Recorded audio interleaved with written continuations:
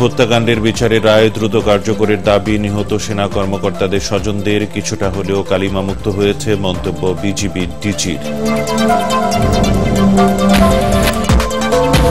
জেএমবির হামলা ময়মনসিংহে বদলে দিয়েছে উপজেলা নির্বাচনের হিসাব নিকাশ। নোয়াখালীতে জমজমাট পারিবারিক ভোট যুদ্ধ।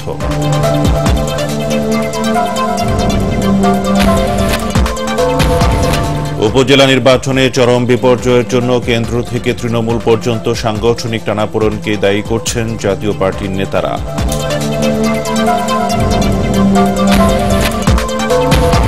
টাঙ্গাইলের ঘাটাইলে জেএমবি জঙ্গিদের ফেলে যাওয়া 4টি বোমা ও 6টি বিদেশি পিস্তল উদ্ধার।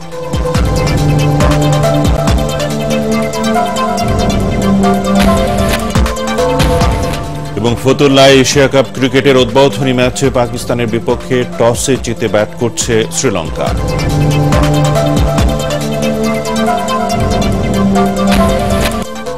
পরবর্তী সংবাদ দেখার আমন্ত্রণ জানিয়ে এখনকার